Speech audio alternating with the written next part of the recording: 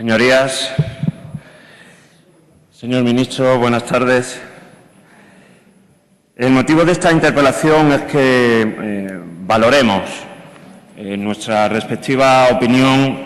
sobre el balance que podemos hacer de las medidas que ha puesto en marcha su Gobierno en los últimos tiempos para garantizar el derecho a la vivienda en nuestro país, así como para garantizar también la protección de los más vulnerables, en este caso de los deudores hipotecarios. Quisiera empezar refiriéndome al informe que recientemente habrá tenido oportunidad de leer, señor ministro, en el cual se habla de que la crisis de la vivienda en España pone en riesgo los derechos humanos. Un informe realizado por Human Rights Watch que asegura que el Gobierno no ha hecho lo suficiente para garantizar un hogar a los ciudadanos de este país, que critica la falta de control y de monitoraje del Estado durante los años del boom económico. Se llama el informe Sueños rotos, el impacto de la crisis de la vivienda en España sobre los grupos vulnerables, y es un informe, señor ministro, demoledor. En él, y como principal conclusión, se afirma que el Gobierno no ha hecho lo suficiente para amortiguar el impacto de la crisis en los grupos más vulnerables, sobre todo en lo relacionado con el derecho a la vivienda y con la deuda con la que cargan sus familias tras perder su hogar. 3 son los colectivos más vulnerables también en el asunto de la vivienda: los inmigrantes, las mujeres, especialmente las mujeres de familia monoparental, y los niños. Estamos en un país muy habituado al acceso al derecho a la vivienda a través de la propiedad y del endeudamiento, una cultura heredera del franquismo, sin duda, de los últimos años del franquismo, y que no hemos conseguido revertir, sobre todo porque no se han puesto por parte de los poderes públicos medidas para fomento del alquiler, y a la vista está cuál es el porcentaje que garantiza, a través del alquiler, a través de la propiedad de una vivienda, el acceso a este derecho humano, a este derecho constitucional. Hemos podido asistir a prácticas de préstamo irresponsables, a cláusulas injustas en los contratos hipotecarios y a la falta de supervisión de las políticas públicas y también privadas en relación a esto. Los niveles de propiedad de la vivienda en España son de los más altos de la Unión Europea, un 85%, corrígeme si me equivoco, pero también es verdad que tenemos uno de los niveles más bajos porcentualmente de vivienda social, de vivienda protegida, aproximadamente y solamente un 10%. Quisiera incidir en la especial vulnerabilidad que el colectivo de mujeres, especialmente de madres de familia monoparental, están sufriendo como consecuencia de la crisis de vivienda en España, una crisis real que no han sido capaces de atajar desde los Gobiernos, sobre todo, creo yo, por no escuchar a la ciudadanía, y ahora me referiré a ello.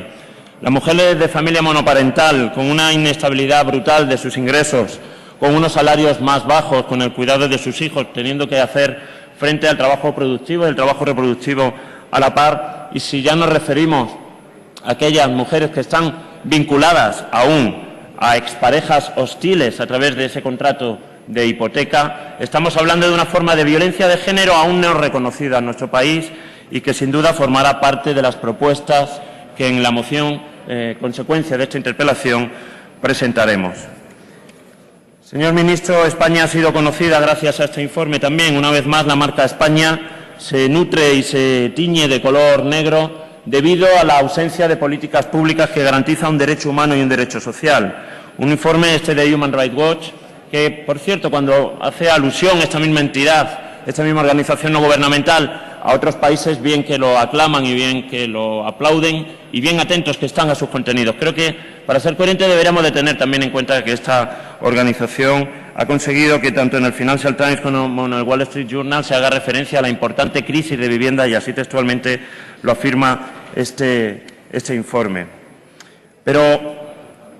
hay más, señor ministro. Como usted bien sabe, me gustaría referirme específicamente al balance que usted hace de las medidas que se pusieron en marcha como consecuencia de la Ley 1/2013. Una ley que fue una traición, desde nuestro punto de vista, al espíritu de ese más de 1,5 millones de firmas que fueron recogidas en el conjunto del Estado español, que consiguieron traer a las Cortes de nuestro país una propuesta, una iniciativa legislativa popular, donde venían las 3 medidas que, desde nuestro punto de vista, tienen que ser las que se pongan en práctica o no solucionaremos nunca el problema de los desahucios y del derecho a la vivienda como derecho humano, como derecho social, como derecho constitucional. La paralización de los desahucios, la dación en pago y la puesta en marcha de medidas de alquiler social. Al contrario, nos encontramos con los datos que ha hecho público el Banco de España sobre los desahucios y sobre los lanzamientos hipotecarios en el año 2013. Y eso que este informe se realiza también con datos que suministran los propios bancos. Luego, permítanme sugerir que quizás nos encontramos también en esto con datos a la baja y que no son datos reales. No lo podemos saber porque seguimos en esto sin tener acceso a datos fiables que sean elaborados por parte del Gobierno y no por parte de la entidad crediticia o del Consejo General del Poder Judicial. Y nos gustaría tener acceso, porque para conocer realmente un problema es necesario tener acceso a una información veraz, a una información verídica. Y el Banco de España dice que han sido 50.000 y que se han superado en el año 2013 un 11% sobre el año 2012, lo cual nos hace pensar que la evaluación que hay que realizar de la puesta en marcha de esa ley trampa que se recogió como consecuencia de la iniciativa legislativa popular y que tanto desencanto y frustración produjo en toda la ciudadanía que impulsó desde la movilización y desde su firma la llegada a esta Cámara en un ejercicio de democracia, una iniciativa legislativa popular y que se le dio la vuelta absolutamente. Consecuencia que tenemos hoy es que el drama de los desahucios no solo no disminuye en nuestro país, sino que, según el propio Banco de España, aumenta. Señorías, es verdad que de esas 50.000 viviendas por impago de la hipoteca, la inmensa mayoría, 39.000, fueron de primera vivienda. Es decir, 39.000 familias perdieron en el año 2013, según el Banco de España, su vivienda por no poder pagar la hipoteca. Y aquí tenemos que volver a hacer referencia, señorías, a la disyuntiva en la cual nos encontramos y a la que nos han escuchado a los senadores de Izquierda Unida hacer referencia con frecuencia en esta Cámara. Y es si hacemos política para rescatar a los bancos, al sistema financiero, o si hacemos política para rescatar a las personas. Y es indudable que el esfuerzo expresado en algo tan verificable como en términos monetarios, que se ha hecho por parte de los poderes públicos para salvar a las entidades crediticias que por sus malas prácticas y sus malas artes son parte, no todo,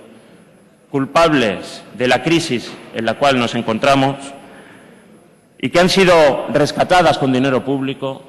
Creo que ya más de 60.000 millones de euros dados por perdidos del bolsillo de todos los ciudadanos españoles para poder balancear, para poder limpiar los balances de estas entidades crediticias y el crédito, por cierto, que nos sigue sin llegar, le sigue sin llegar a la pequeña y mediana empresa, le sigue sin llegar a los autónomos. Por lo tanto, señor ministro, a no ser que usted me convenza de lo contrario, tenemos que hablar de un fracaso estrepitoso de las medidas puestas en marcha por su Gobierno en el año 2013. También se puso en marcha una medida muy interesante, que fue el Fondo Social de Vivienda. Quiero recordar lo que entonces dijo la vicepresidenta del Gobierno, la señora Soraya Sáez de Santamaría, cuando presentó las medidas del Fondo Social de Vivienda. Para poder hacer evaluación hay que hablar de las expectativas que se generan por parte del Gobierno al respecto. Dijo la señora ministra, tratando de contener su emoción: este fondo de viviendas es el mejor ejemplo de que una sociedad solidaria puede ponerse en la piel de los que han vivido un fracaso. Quiero que esas 6.000 viviendas tengan nombre y apellido y saber mes a mes si esas llaves son de verdad la puerta de la esperanza. Esto es lo que dijo la señora Sáez de Santamaría. Casi 2 años después, de las 6.000 viviendas solo se han entregado, señor ministro, 410. Y hay 750 expedientes más en marcha, pero todavía no están esas viviendas con esa llave a la cual se refería la señora vicepresidenta del Gobierno, en manos y suministrando esperanza. No solamente no lo hemos sabido mes a mes, sino que se ha intentado ocultar y sacar del debate público el fracaso también de este Fondo Social. Por cierto, hace un mes usted afirmó en esta misma Cámara que se iban a poner en marcha medidas para flexibilizar el acceso al Fondo Social de Vivienda. Y también presentaremos la iniciativa concerniente a tratar de saber cuál es la calidad de las viviendas que se han puesto en este Fondo Social de la Vivienda, porque también tenemos denuncias claras de parte de ciudadanos y de ciudadanas que estiman que las viviendas puestas a disposición en este Fondo Social no son unas viviendas dignas para poder ser habitadas y para poder ser ocupadas por las familias. Y, señor ministro, en medio de todo esto es verdad que el Gobierno no se ha mantenido parado, no se ha mantenido inactivo y que ha tomado iniciativas valientes y que, insisto, vuelven a situar en esa línea que separa entre estar con la oligarquía financiera de nuestro país o estar con el pueblo trabajador de nuestro país, con sus derechos humanos, sociales y constitucionales. De nuevo, el Gobierno se ha situado en la parte de los poderosos. Y buena prueba de ello es, señor ministro, la presentación exitosa, enhorabuena a usted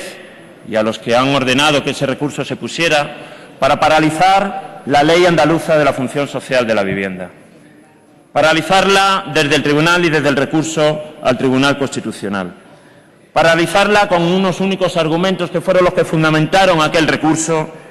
y que se basan única y exclusivamente en la carta de un director general adjunto de la Comisión Europea, la que expresa preocupación y se hacen afirmaciones que no vienen respaldadas ni por datos o por hechos que la demuestren. Se hablaba en ese recurso exitoso y que ha hecho que el Tribunal Constitucional dé por palabra de Dios, si me permiten la expresión, lo que afirma la Troika, lo que afirma el Banco Central Europeo, lo que afirma la Comisión Europea, lo que afirma el Fondo Monetario Internacional, tres organismos que son referenciados en ese recurso al Tribunal Constitucional, junto con aquella carta famosa del director general adjunto de la Comisión Europea. La Ley de la Función Social Andaluza de la Vivienda no es verdad que genere incertidumbre y no viene en el recurso ningún tipo de dato que avale esa incertidumbre que se genera. El mercado bancario, el mercado financiero, ¿qué le voy yo a contar a usted, señor de Guindos? Se basa especialmente en la incertidumbre y los riesgos. De eso va el capitalismo y más el capitalismo financiero. Usted lo sabe eso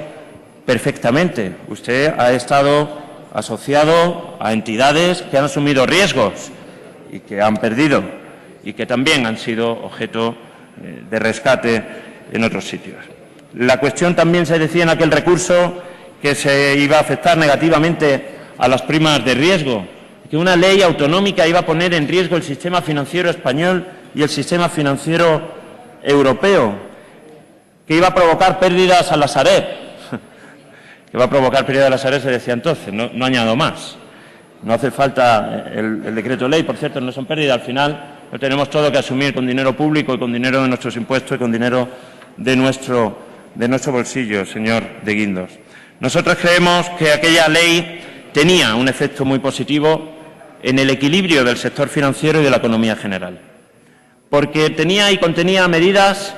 que contribuyen a relanzar el mercado de vivienda de alquiler, que contribuían a desinflar la burbuja por el lado por el que nosotros creemos que hay que desinflarla, y ese es por el lado de la demanda especulativa de la vivienda, no de la demanda de la vivienda como solución habitacional de un derecho humano, de un derecho social, sino demanda la vivienda como un bien especulativo al cual ustedes no han hecho frente. Señor ministro, es una de las cuestiones fundamentales que se vienen reivindicando por parte de la sociedad española, de la sociedad civil española. El 15M dio lugar, sin duda, a multitud de plataformas de afectados por las hipotecas que han conseguido y han logrado, como el 22 de marzo se expresó claramente en las calles de Madrid, con casi 2 millones de personas procedentes del conjunto del Estado español y que venían pidiendo pan, trabajo y techo. Tres cuestiones que ayer se volvieron a escuchar en las plazas de nuestro país. Tres expresiones que forman y se asocian a los tres colores de la esperanza en nuestro país. Los senadores de Izquierda Unida no podemos nada más que aprovechar esta oportunidad para saludar fervientemente las movilizaciones que ayer se produjeron en el conjunto del Estado español, porque esas movilizaciones y esa alegría constituyente que se expresó ayer en las plazas y las calles de España significa que estamos más cerca en nuestro país de que el derecho a la vivienda, de que el derecho al pan y el derecho al trabajo sean algo más que palabras y se hagan una realidad. Gracias. Gracias, señoría. Gracias.